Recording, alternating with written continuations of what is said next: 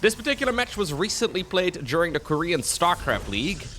I believe this match actually is the semi-finals, and Hero decides to start off with a proxy gateway in the middle of the map. I love watching Hero games. Usually, especially during the weeklies, Hero gets in a mood sometimes where he is just cheesing. And I don't know if that's going to be one of those days this time around, but starting off with a proxy gate right smack dab in the middle of the map is a little bit odd. I guess if you can't wall off your main base, if you can't wall off the low ground, if you can't wall off the Reaper path, you may as well go ahead and just build the gateway right over here. And you know what? This positioning is actually kind of clever, right? So there's only 2 possible spawn locations right now for Terran. So this is a 3-player map. Well, it's a 1v1 map, but it has 3 different spawn locations. So putting it right over here actually leads quite nicely towards the base right over here in the top. But then also, of course, towards the other potential expansion towards the right side of the map. It's going to be a Cybercore follow-up right now for Hero. So we will just see some, well, I'm assuming some Stalker production here eventually. But for now, it's going to be at least 2 Zealots. Not a double gateway start, though. So at the very least, it's not at least, like, it's not an all-in. But it's still meant to deal some sort of damage. Weirdly enough, the Zealot is actually going the wrong way. Usually it would go up this ramp right over here. So I guess we're going to save it up. Wait for the Reaper to pass by and then commit? That does mean, however, that the main base of the Protoss is going to be unprotected. Probius got a little bit over-eager. Second Zealot, indeed, is going around the other way. And I guess they will meet up. Oh, man, he is... Yeah, Bjorn is realizing that something is not quite right. He's a little bit sketched out about it. All right, he's at the very least, he's going to be able to get the Stalker out across the map too. And as long as the Reaper, I guess, is not inside of the main base, you can use the Stalker aggressively. Either way, the Zealots have finally arrived. They didn't hold hands walking up towards the ramp, but they got the job done eventually. Council on the command center, Widowmine coming up as well. No tech lab available, so, I mean, a Cyclone would be phenomenal, but that's not going to be happening. Mass repair here on the bunker. New command center added into the mix eventually, and the Stalker is still just playing cleanup duty. Those Zealots have quite a bit of HP though, so you need to be very careful. Another Stalker is gonna arrive here in just a moment. Widowmine decides to burrow, and that means that Zachary the Zealot gets sacrificed. Eventually though, I've got a feeling God is gonna be able to defend this. It's messy, but I think he's gonna be able to get the job done. Ooh, I like the rear rallying right there. Okay. Using the barracks' rally point to snatch one of the Stalker kills. Usually you would rally it behind the wall off, but I quite like that. Okay, so he hasn't yet found out about much. Bjorn still doesn't know even where the opponent spawned, but he has held on. Difficult to pull off. What do we go for right now, though, here on the side of the Protoss? Well, it's a Twilight Council, so I'm assuming this will just be Blink, but it could certainly be Charge as well. I'd be very surprised if it's, something else. Could technically be Dark Shrine, I guess. Yeah, Bjorn is still checking. Look, he doesn't know. Now he sees, though, that something is not quite right. Decides to go for a proxy supply depot? Okay. Right. I think we just ignore that one. Either way, Blink is coming up on the back of this. And the Reaper is finally going to find out where indeed the Protoss player spawned. Nice hold, all things considered for Bjorn, but of course, not a very comfortable position. Considering he had to cancel the low ground, really does make everything just feel so slow and sluggish. Finally, the second base is done, orbital command is finished, so we can start dropping down the mules 2 at a time. But it does certainly feel like you're a little bit late to everything. How many gateways do we go for before adding on a third Nexus, Hero? Or do we just go for like a 2-base Blink all-in? Certainly not a bad idea. SCV, by the way, is still patrolling, well, left and right here. I think he's mostly looking to see if maybe there's like... so weird for Hero to see a random supply depot. I think he's mostly just checking whether or not there's like a prism moving out around that side of the map. This is a fake Phoenix, which Bjorn will know right now as well, so he certainly is aware here of the fact that it's not a Stargate follow-up, which means that 9 times out of 10, it should be Twilight Council. Either way, Blink is extremely powerful, and Hero is now chrono boosting it as well, meaning that he gets the production down a little bit quicker. I don't know about the supply depot, Bjorn. I don't know why we did it. At the very least, he's now going to be able to shut down the gateway and maybe the pylon as well in the middle of the map. But for some reason, we have sacrificed the supply depot to go ahead and get that job done. Cloak coming up as well right now for the South Korean Terran. So Cloaked Banshees are going to be another potential follow-up. That proxy supply depot SCV is going to go down. 5 minerals that have disappeared. Ooh, a bunch of stalkers going around the site. There is a cyclone. There is a siege tank as well. I mean, there's one with the army too. What a mess. Absolute mess of a game so far. Where are these stalkers even going? I guess they're waiting for Blink to become available again so they can blink down to the low ground, but I don't think we're going to be able to do that much. It is, however, now distracting the main bulk of the Terran army. So maybe, oh, mistiming right there. Maybe the stalkers at the front can achieve something. Widowmine did, however, fire. Hero was trying to dodge it and prevent it from taking any damage. Siege Tank, though, is not going to live for much longer. Medevac was boosted, but it also gets shut down. All right. So as the dust settles, Third Nexus has started up in the meantime on the other side of the map. Charge as well has come up. I'm assuming we're going to be going into Stimpec in just a moment. I wouldn't mind seeing it at all, but for Terran right now, the game does become a little bit funky. You can't really move out again until Stimpec is done, and I mean, normally it'd be nearly finished at this point in the game. Really, Björn? I think he's just trying to get these units away at his front door. Here's the Cloaked Banshee coming in. Are we going to go for a move without Stimpec? Okay. I mean, normally it would be done. Templar Archives coming up. Charge, though, is going to be a phenomenal power spike right here for Hero. Oh my god, we're pulling the boys. Really? We're pulling the boys to try and get the job done. This is not a comfortable position for Björn at all, but apparently after careful consideration, this is the best course of action. His main concern, of course, is that the follow-up is going to be, well, Psionic Storm, and Psystorm is going to be nearly impossible to beat. If you can get the siege tanks in the right spot, this is still an attack that has serious potential here. Bunker is going to get killed, though, immediately. Immortal is going to be available in just a moment. For now, the Templar Archives has just been used to get an Archon going, which I don't really mind. Obviously, though, Björn is on a timer because so many of his workers aren't mining. Using them right now as well, though, to build up a bunch of his units here at the front, a bunch of bunkers at the front. But here go the Zealots. Okay, Zealots try to go around the side. He wants to hit the Siege Tank. Siege Tanks over there also deal some friendly fire. Probes have been pulled away from the main bases and the Naturals mineral line too. I think there's enough for Hero. Reinforcing units, though, do show up. Tremendous amount of losses on both sides. But ultimately, it's a Protoss player who gets the good trade. And with 3 bases left over, Björn can't really compete. Next up, we find ourselves on Tokamak.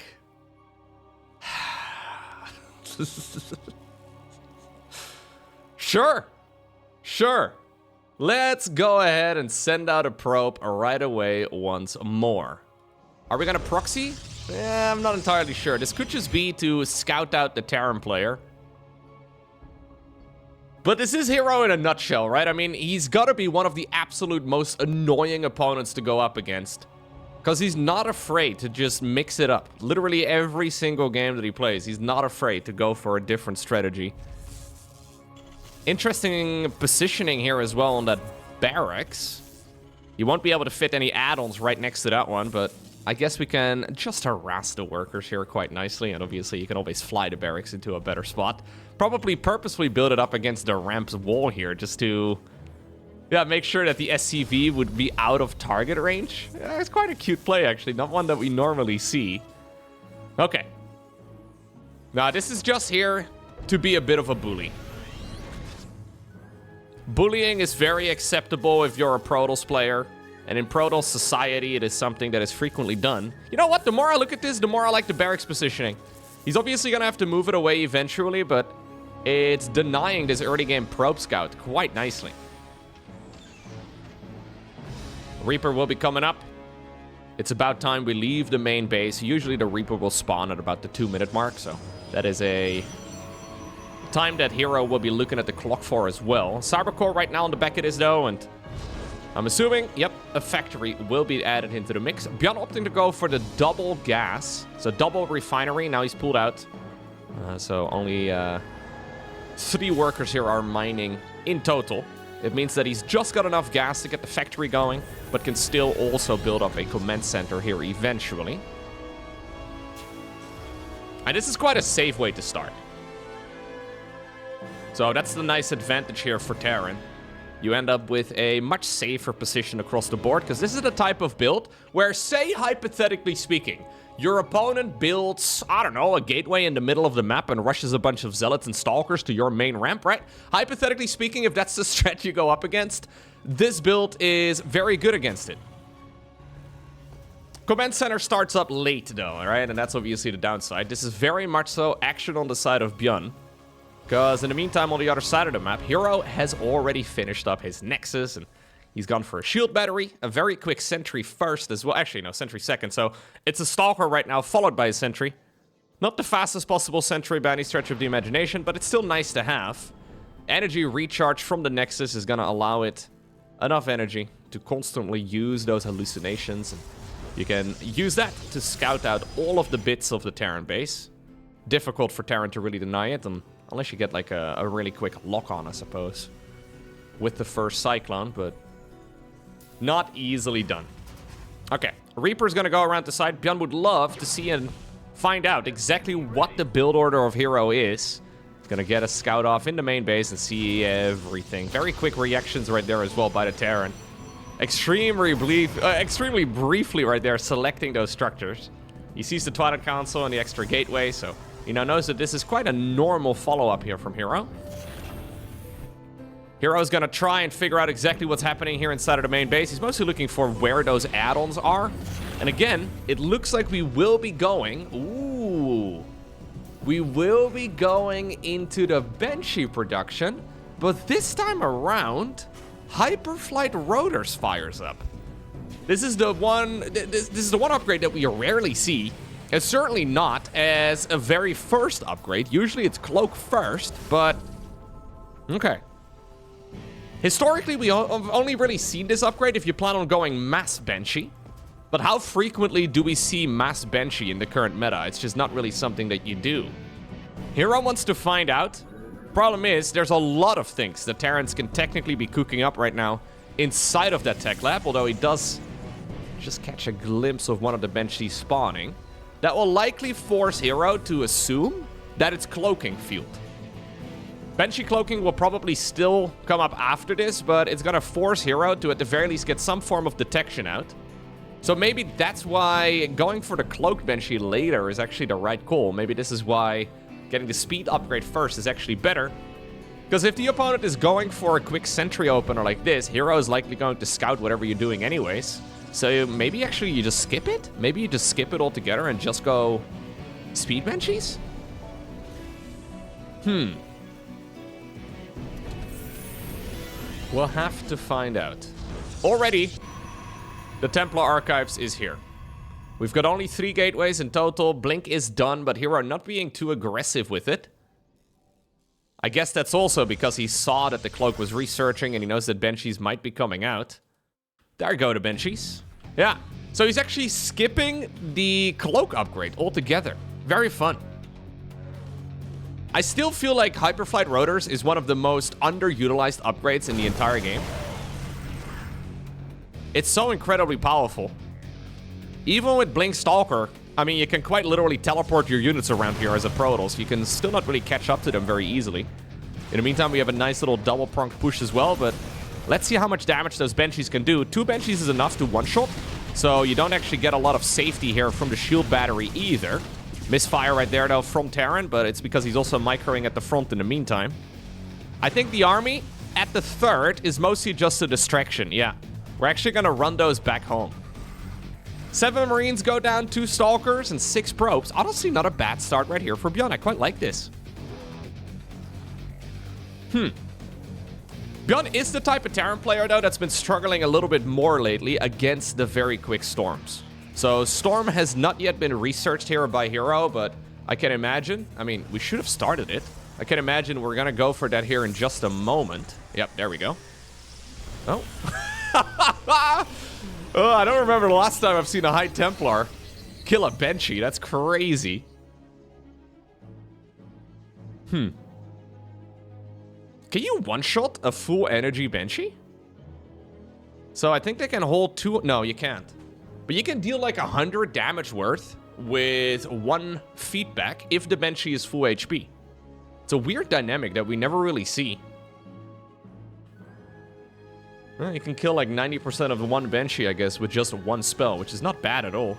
Anyways, this is now an attack here for Byondo before Stimpak is done, and that has been his main problem over the last month or two. Even though he's known as Micro Jackson, he's been struggling in that department. Either way, there's a lot of Protoss available, and Storm is slowly becoming online. Just a few seconds now, and I think... Yeah, the High Templar are currently inside of the Prism. I think we are going to be seeing the weather forecast. It's stormy. Oh, a lot of death as well. That Widowmine actually putting in a lot of work. Prism is available, though, and some of the units will be juggled. I think there's enough. Yeah. Okay. All right.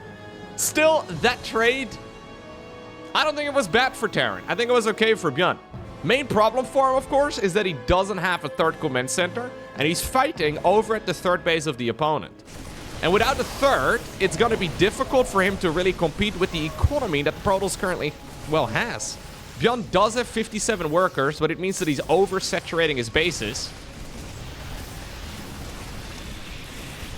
So his eco, assuming he gets the third base online, is going to be fine.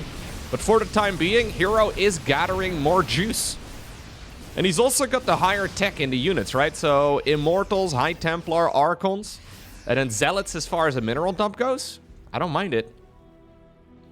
We do already have Ghosts, though, in the mix, which I quite like. Normally, Ghosts don't really come online until after the third command center is done. Here's the SCV transfer, by the way, before that command center is finished. I think Hero has a very real opportunity to do some real damage now. It depends on the Storm. Oh, that's a juicy one. That's a very juicy one, too. Gotta be careful. The Prism has disappeared. Another High Templar, though, has walked across, or I guess levitated across would be a better way to describe it. Another very nice Storm. Woo. The EMPs are good, but the damage that the Storm is, well, causing is just ridiculous. In the meantime, Hero is building up a fourth Nexus. Whew. I keep thinking of that Showtime series I did cast recently, where Showtime was just sort of avoiding High Templar altogether. He was focusing a lot on just straight up a robo play with a lot of Immortals, a lot of Colossi, and then even Disruptors. This still seems like the better style to me, but what makes this style so scary is that there's really viable, good alternatives for Protoss too. Terran kind of feels like they're stuck in a corner against this type of mid-game. But Hero is able to tech switch very aggressively, and I think that's probably the next step in the Protoss meta in this particular matchup. Just constant switching between the Mass Robo and the Mass High Templar. Keep the Terran player guessing. You don't really have a one-size-fits-all type of unit composition, right? Against Disruptors, do you really want to have a lot of Ghosts? I mean, it's nice to have in addition, but when you're already economically kind of struggling, it's not so easy. Swooping in around the side again, though. Ooh, the entirety of the Terran army actually retreated back home for just a moment. I think that was an all-army hotkey move command right there for Bjorn, and that does mean that his attack slows down a little bit. The 1-1 has been done for a while, and Hero is... Okay, he does get EMP'd, but I mean, he's got a lot of Templar still. I don't think you have enough.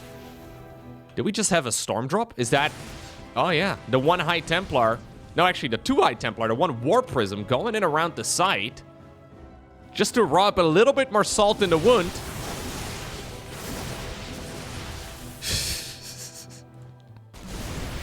Okay. How much damage can Bjorn do with this army now? Because it's becoming do or die. Well, there's a High Templar flank coming in again.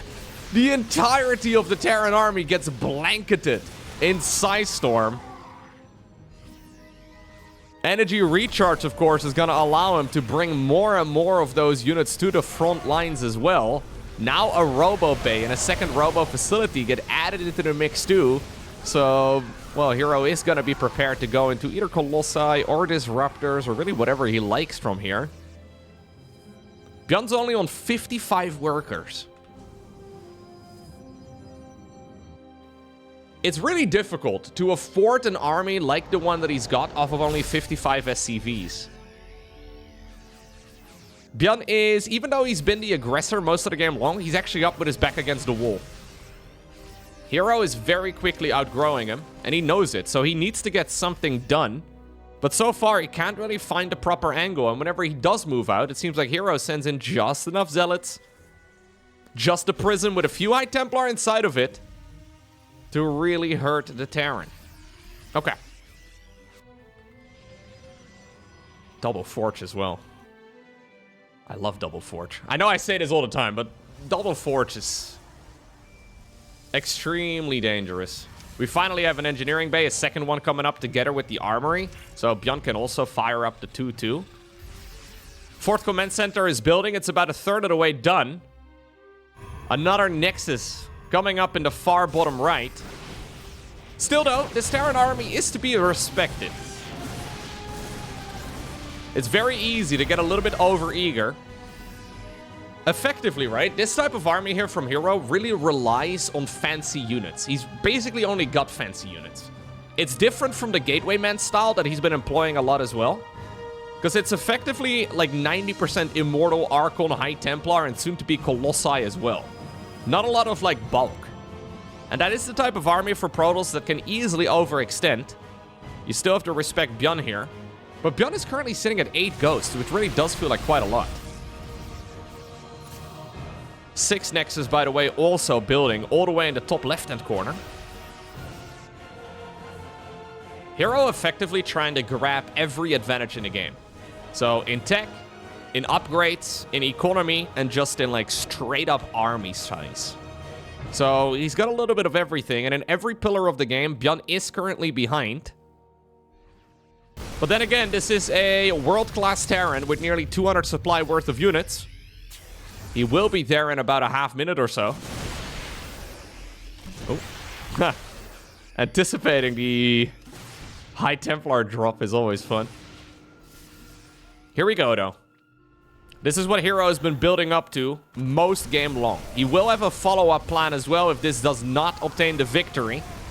Planetary Fortress is coming up, but it's not yet done. And with this many Immortals, you can just right-click the command center itself. The storms are pretty good, but so far, Bjorn seems to be avoiding the bulk of it. Ugh. It's a weird fight, but yeah, the Orbital Command, because of all of those Immortals, just took so much damage. I think he's just got enough firepower to straight up fight through this. This Protoss army is absolutely monstrous. His economy is phenomenal. And in typical Hero fashion, he's attacking right before a bunch of upgrades are done. Hero making it look easy. You know what? Let's have a look at the grand finals of the Korean StarCraft League as well. That was such a quick best of 3. Let's have a look at this best of 5. So, of course, spotting right here. In the bottom right, game number 1, we find ourselves on torches, by the way. In the bottom right-hand corner, we have none other than Hero. No surprise there. His opponent, though, another Terran. We're looking inside of the main base of Cure. Okay. Now, I do think I probably rank Cure slightly higher than Bjorn's Terran versus Protoss right now. It really does seem that Bjorn is struggling quite a bit in the matchup lately. Not exactly sure why, right? I mean, obviously across the board, Terran is kind of struggling against Protoss. Then again, if you look at somebody like, for example, Clem, he's still winning extremely consistently, but there's no denying that especially the mid-game for Terran right now against Protoss is rough. I do think if we're going to see a follow-up balance patch at some point in the future, something needs to be done about it to make the mid-game a bit more comfortable for Terran. Either to make like Storm slightly less oppressive, or I don't know, maybe to like give Widow Mines a little bit of love. Either way, it's just a difficult matchup across the board, but it's extremely micro-heavy too. So when we do watch, for example, well, somebody like Clem absolutely decimate his opponent's armies. I mean, he does so based off of the back of multitasking and micro. And that should be something that Bjorn is very good at too. Like in my mind, and maybe I'm mistaken, but in my mind, the playstyle of Clem and Bjorn is very similar. Yet Clem is far more successful in the matchup as of late. Either way, Cure, a bit of a monster, of course. For some time, Cure's Terran versus Protoss was best in the world. Although it's been quite a few years at this point, he is somebody that still is an absolute monster. I can actually look this up. What does Aligilek currently... Oh, maybe the website is down. I'm not exactly sure. It doesn't seem to be working. Okay, can't currently connect to it, but Cure is usually ranked at the absolute upper echelons of StarCraft, which is always kind of funny to me, because if you ask, like, whenever there's, like, an offline StarCraft tournament, right, I always ask, like, hey, who are you cheering for? Whenever I meet people in the audience, for example, and nobody ever says Cure. Nobody ever seems to be cheering for Cure, which really sucks, because this man is an absolute monster. It's easy to be cheering for, well, someone like, I don't know, Hero, or someone like Serral, or maybe Raynor. Like, those are names that pop up all the time. Cure has been consistently a top 10 player for about a decade. Nobody ever seems to be cheering for Cure to win the whole tournament. It kind of sucks, right? Like, he's consistently like a top 4 kind of guy. Nice snipe over here on that first adept. Yet Cure, often overlooked. Well, let's see what he does differently, I guess, compared to Bjorn. Because Bjorn really did get, yeah, destroyed. It's a little bit sad for him, but that is the fact of the matter. This is a complex map. Of course, with the gold bases over here on the right, and then also on the left, and then the healing shrine over here on the, well, far 9 o'clock. Difficult to reach, but certainly not impossible. Let's see how somebody like Cure plays against Hero. So Hero, for now, playing this quite conservatively.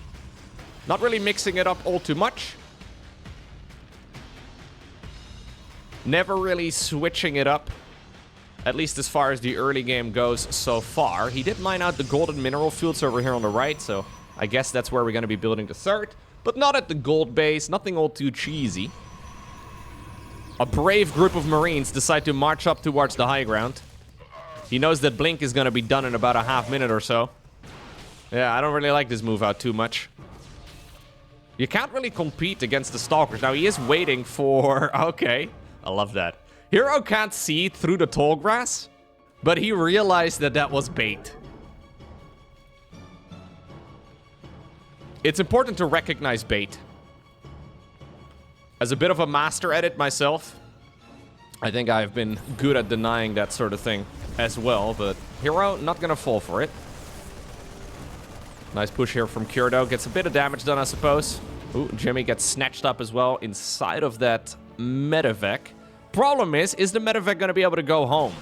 Because Blink is now done, and I've got a feeling, yep, that the Medivac will explode. So maybe Jimmy should not have been gone back for. That's expensive. It means that Cure now needs to play this a little bit more defensively, and there's a very real opportunity here for Hero to go into his beloved High Templar, Charge, Archons, the whole shebang once more. Engineering Bay. Barracks coming up as well on the back of this. Cure also opting to go for a single Banshee. No speed though, and no cloaking, none of that, so just a little bit of damage, I suppose. Difficult map to... I don't think he can really go up towards the high ground here as Hero. He sees the amount of siege tanks. He would like to give it a shot. Maybe go around the site. Okay, fair enough.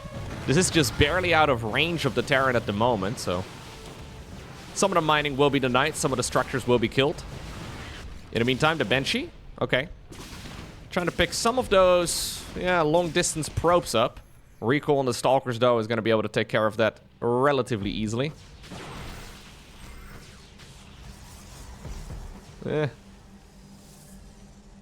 It's okay.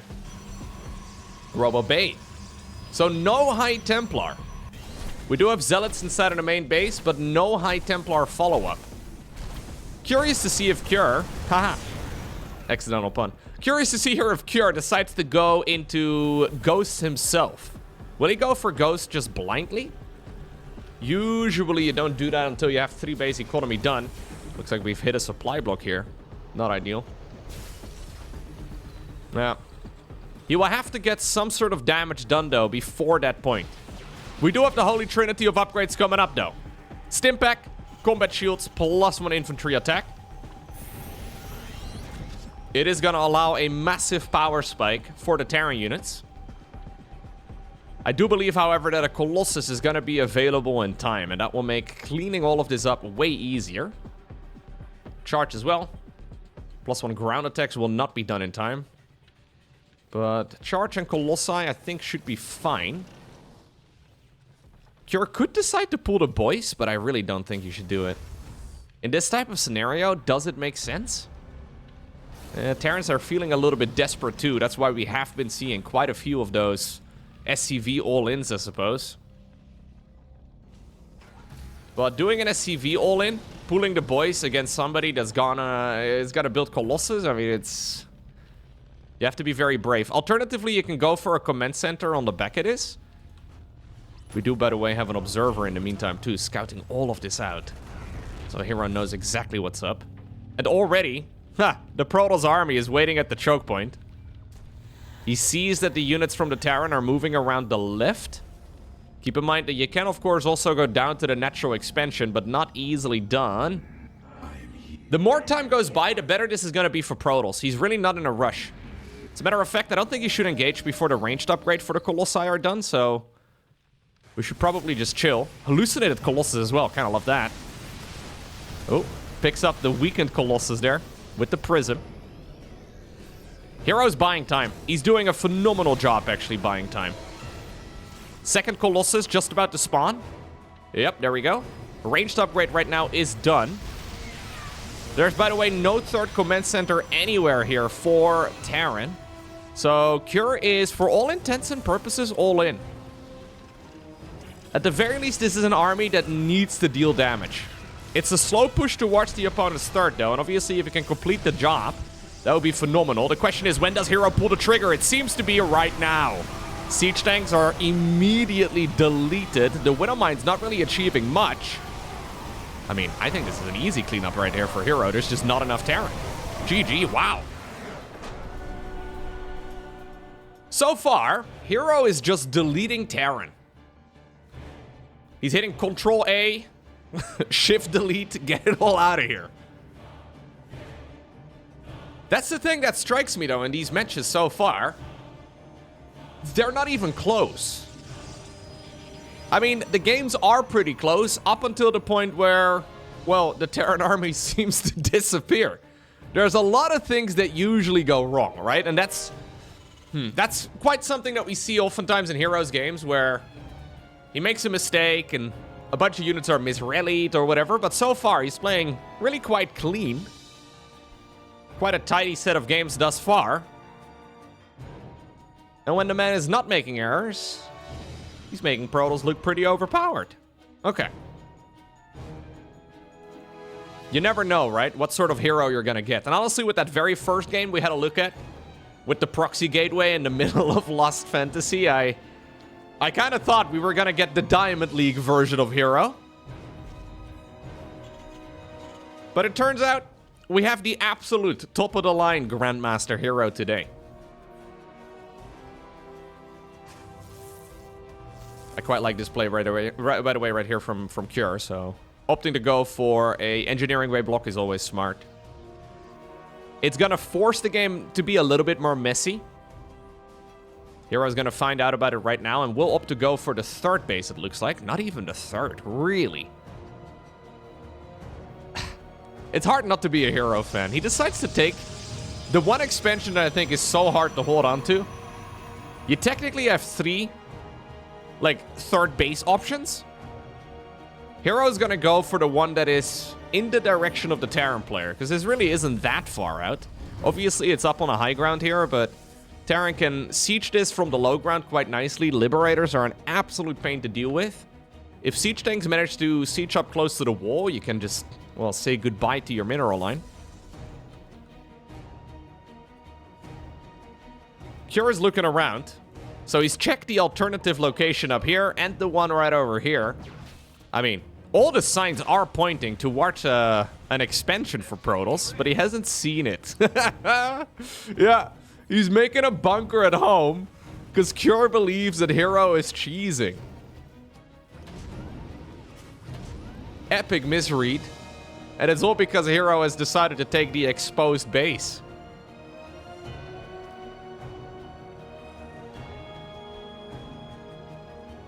Hero's one of those players that really does walk the line between brilliant and stupid very nicely. Sometimes everything gets spotted right and you do look a little bit dumb. But so far in these games, it seems like all of his mind games are working out brilliantly. And the Terrans are feeling the urge to just defend. So, where do we end up now? Well, Cure is building a command center, right? It's not like he's putting himself massively behind or whatever. But as close as those mid-game fights have been and how nicely they have gone in favor of Protoss over time, I mean, if you commit too much to the early game defense, the mid-game is just going to be an absolute disaster for you as Terran. And he still doesn't really know. Like, he's starting to get the vibes that something isn't quite right. If this was indeed a proxy gate, then you would probably see the Protoss commit a little bit more. Hallucinated Phoenix, though, is going to confirm exactly what he's playing against now, and this will be the first confirmation that Cure gets of the opponent playing a pretty normal match. Just where in the world did he build his third? Obviously, that's one of the big problems here for Cure. He's just not going to be aware of it. No Reaper Scout. SCV Scout also has gone down, so you end up playing completely in the dark.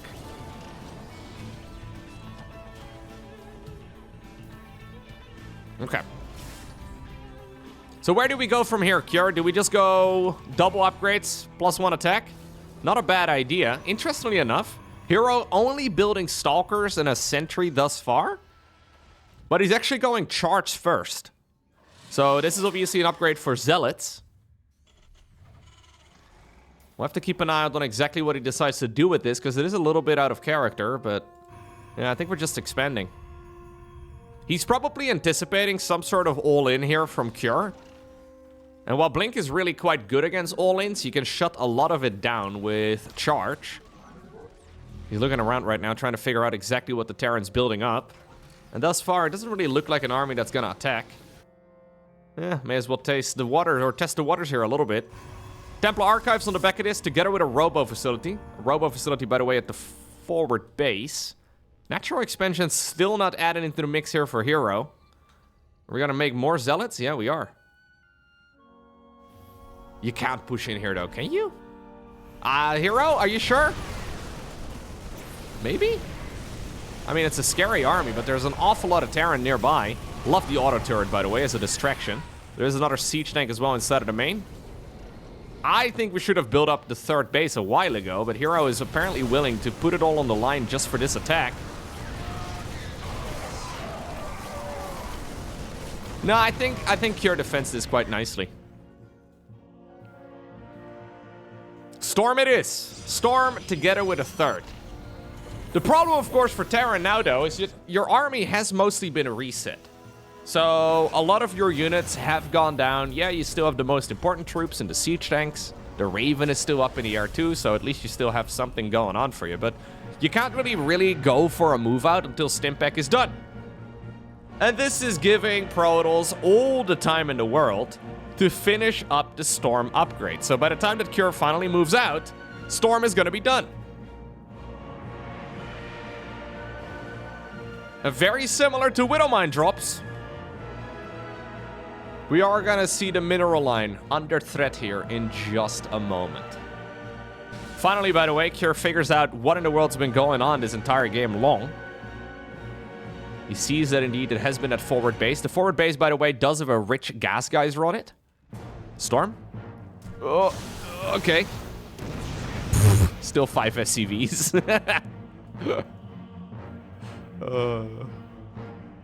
Dude, Protoss players have been playing the long game very well, huh? Protoss was underrepresented at the highest level for years. Protoss never could win a series or a tournament for the life of them at the highest level. But then right when Blizzard decided to go AFK, they got a series of patches that is just making Protoss look so freaking good right now. Man, I think this proves that Protoss players are just smarter than Zergs and Terran players all along. They were okay with being underrepresented for like 13 years.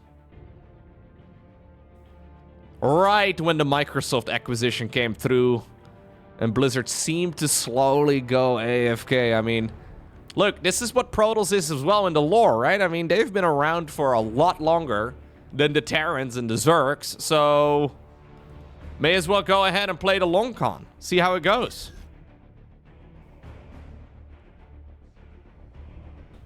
Still, Hero is trying his very best to move through, and I don't think that's what you should do now. No, I think you can just chill on your bases.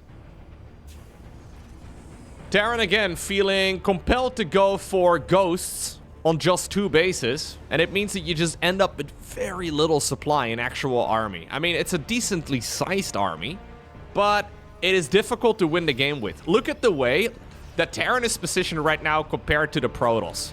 Terran is stuck behind a wall in their own natural expansion, and in the meantime, Hero is patrolling his units in the middle of the map. It's an entirely different vibe. One of the guys is trying to intercept dropships. The other guy is scared of even rolling out of his own natural.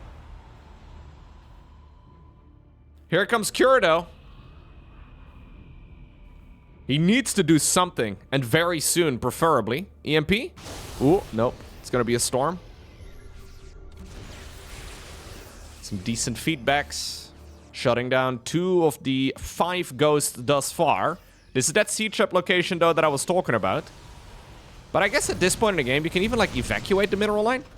Yeah, maybe just evacuate the base. Send them to that newly acquired one. I mean, it's not a terrible idea. Or try to collapse on top of this army from multiple sides right now. As Hero decides to go for the sandwich. Some good storms on the right would have been nice. All of the High Templar have disappeared, but the flanking storm really put in a ton of work.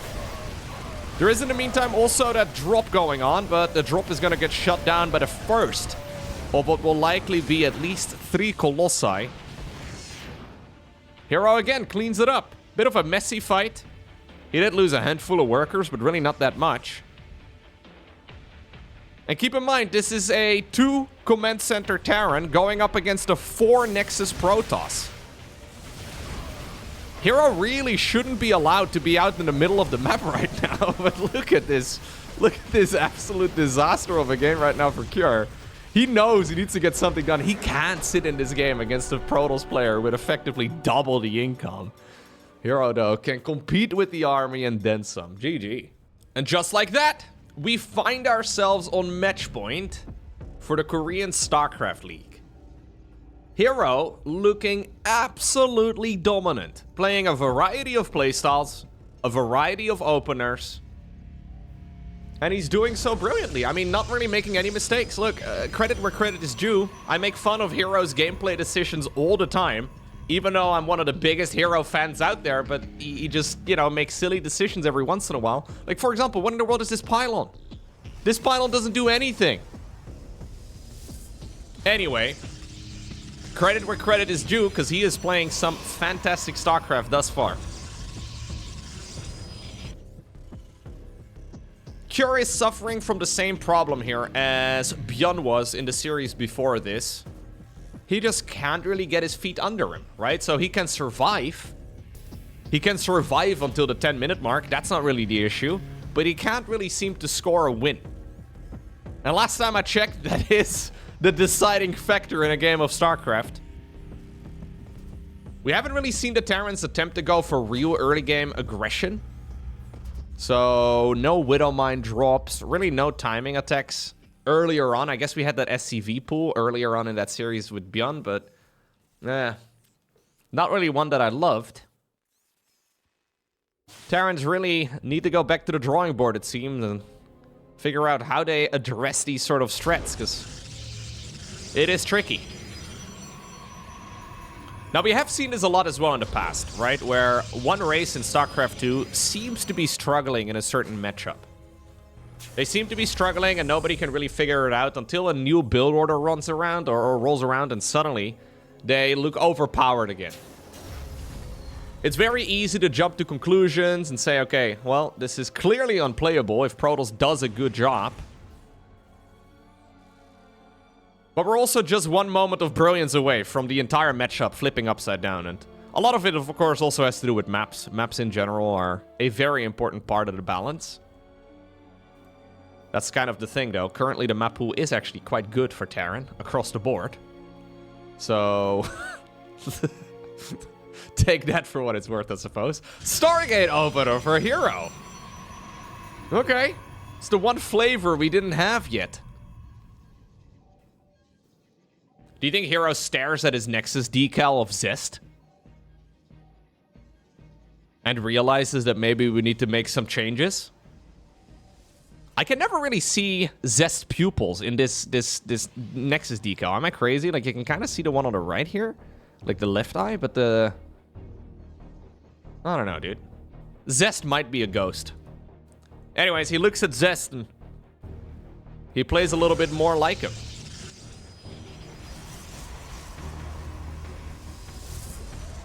Oracle start. Obviously, historically, we've seen a lot of Phoenix build. Phoenix into Charge, Phoenix into Colossus. All still very viable. None of it has been nerfed. As a matter of fact, the energy recharge is really quite good for an Oracle build, so it's probably a buff. Let's see, though. The really nice thing about Stargate builds is that usually you just don't take damage. If you micro everything really well as a Protoss player, and that is the big if, but if you micro correctly, you can effectively shut down everything Terran. And obviously, Hero is considered to be one of the very best players in the world, so you should be able to get the job done. Curious to see what his follow-up is going to be. Actually, he's already been decided. He's going to go Phoenixes and then into a Robo facility. So this will likely be a follow-up into Quick Colossus.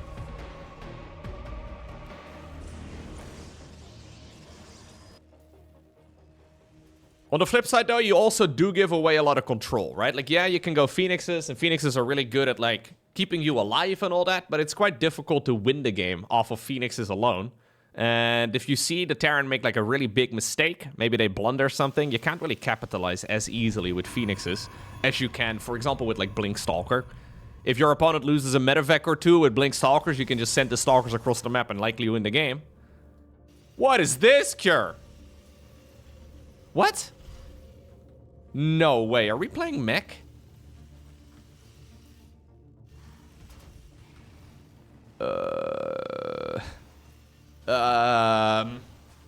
Yes, we're playing mech. No way, dude. Mech against Protoss?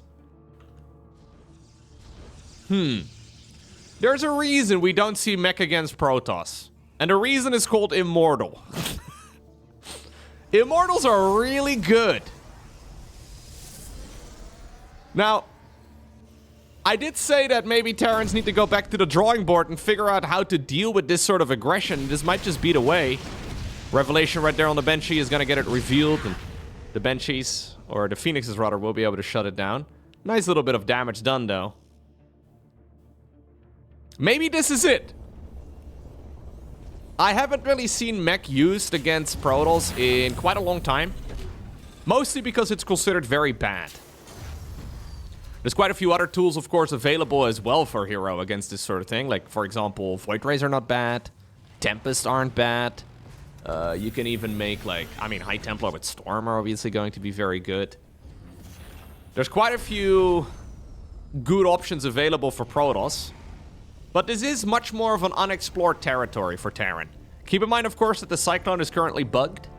It has been bugged for the better part of like 8 months at this point, so maybe, I don't know, maybe it's canon now, I'm not exactly sure. Maybe this is what we're gonna have for the rest of StarCraft 2, but against Zerg it seems to be quite oppressive. It may be a bug that has turned into a feature, because the top level Zergs are also doing quite a good job dealing with the Cyclone now, and it doesn't really seem to be as big of an issue as it was like a couple months ago. Either way, does Hero even realize that this is what's going on? Yeah, he's seen it now. So Hero is actually going for the same follow-up as he would be doing against Bio Terran. So the real strength of Cyclones is that they can dart in and out, right? Like they can actually like go in, get a lock on, kill a bunch of units, and then return again for another wave of that. I don't really see how you can do that like tug of war with Protoss. Like, how in the world would you pull that off here against Protoss? Because if you overcommit, the Phoenixes will swoop in and just lift you all up. And this is kind of like a fungal growth on crack for individual units, right? I mean, it's going to be extremely difficult to reliably pull something like that off. Hero, though, completely macroing his way out of this already. Builds up a 4th Nexus nice and quickly. At the very least, it's going to force the Terran to play a bit more of a macro game. So, maybe that's the idea here for Cure, that maybe, I mean, in the previous games, he was struggling even getting a 3rd base up. At the very least, him going Cyclones is forcing out the Protoss to play greedy, and therefore Terran can at the very least build up a 3rd. Oh, welp. We wanted to go for a move out, but then we got a delay on the... Alright, perfect. You know what? Where's the Phoenixes? I think you can lift these units up.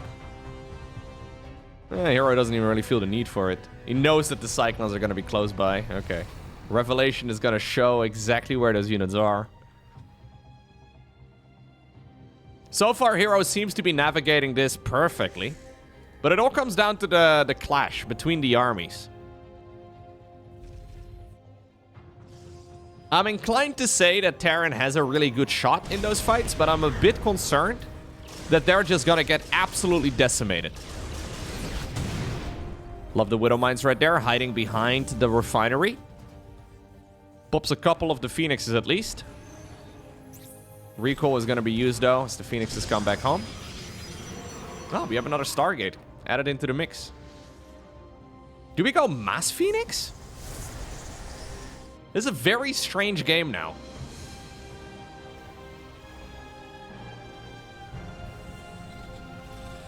This is also just a weird way, though, to play Battlemech, right? Like, this is a very mobile Terran army that doesn't seem to be utilized for its mobility.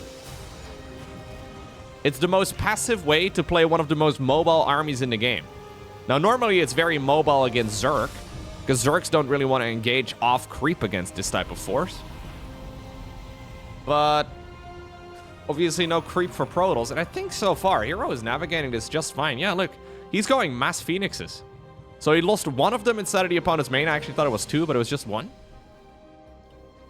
Adding on more and more Phoenixes, he'll be lifting up whatever he can. Like, hypothetically speaking, if you make 15 Phoenixes here and you lift up literally every single Cyclone, the rest of the Protoss army will just deal with all of the rest of the units, right? Fleet Beacon makes a lot of sense. Fleet Beacon for the Anion Pulse Crystals, again, a very underutilized upgrade in a normal game of StarCraft. It's the additional range. It's +2 range for the Phoenixes. Extremely powerful, but in extremely niche situations as well. Hero purposely hiding his units, though. He's going to have to reveal them before too long. Man, those Stasis Wards are good. I think he can take this fight. I think he's got enough Phoenixes to just lift up everything. Force fields have been set up. He needs to split against all of those units, but... easiest cleanup thus far of Hero's life. I mean, it's a bit of a mess, but... wakey, wakey. He just destroyed him.